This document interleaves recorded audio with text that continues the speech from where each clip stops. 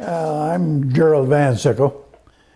I came to Korea with the 1st Marine Division, landed at Incheon, Korea. I was there till, I think we left Korea about, in October, November, last part of November of '51. And this incident took place just about that time, before then. Not much before then. I was a truck driver, and we were at our tent, goofing around at the tent there at the camp. Staff sergeant come running up the tent and hollered at me, "Van Sickle, Captain wants to see you." Well, I didn't have an idea what he wanted to see me for. I figured, boy, I messed up someplace probably. Anyway, I reported to the captain, and he was telling me what was going on. He said, "I need a truck to go into up the front lines. The troops have already fell back. The Chinese are coming in." And he says, "We left a 4.2 mortar unit up there, 3 Marines." He says, "And we're going to have to get them out. They ain't going to be able to get out on their own. You know, they can't walk out. They can't carry all that equipment with them."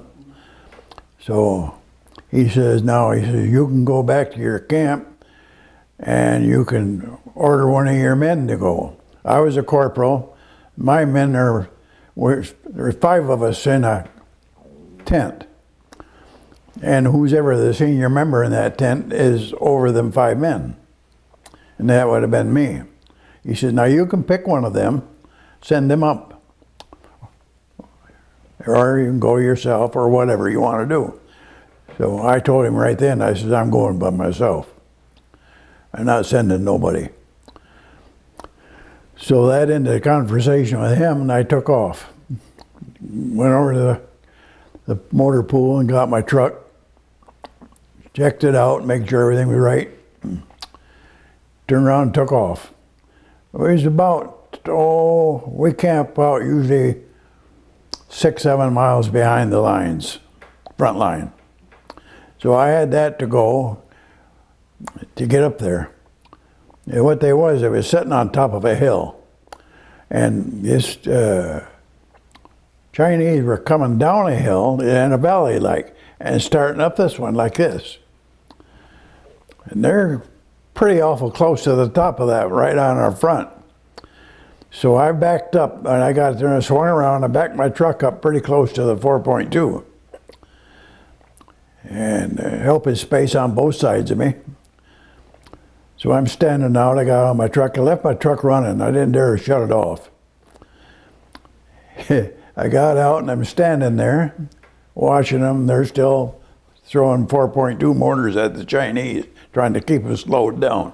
They ain't stopping them, they're just slowing them up a little bit. And they're still coming. They're getting pretty close. By that time, they spotted my truck and me, I guess, because they threw a mortar shell at me, which contained white phosphorus. Now it landed on the right of my truck, off the right there. It leaves a pattern about 15 feet diameter. It makes a complete circle. And it's all white when it hits. The hottest substance known. If you hit your truck or anything, it would immediately ignite the gas and it'd blow it all to pieces. It'd be like a skyrocket going up. So I watched that, and it wasn't long after that another one landed over on the left side of my truck. About the same distance. I hollered at him about that time to get out, get loaded now. They loaded all that equipment, and on that truck, the fastest I ever seen anybody move.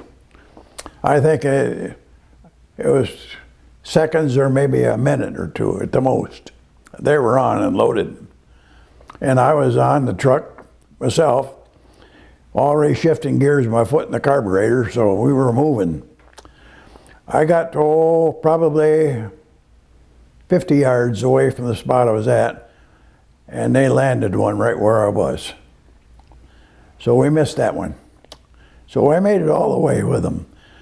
Took them down to their units, caught up with them, dropped them off there at their unit, and then I took off back to my camp after that. And I reported back to the captain. Everything was done well, everybody out. And that was the end of that.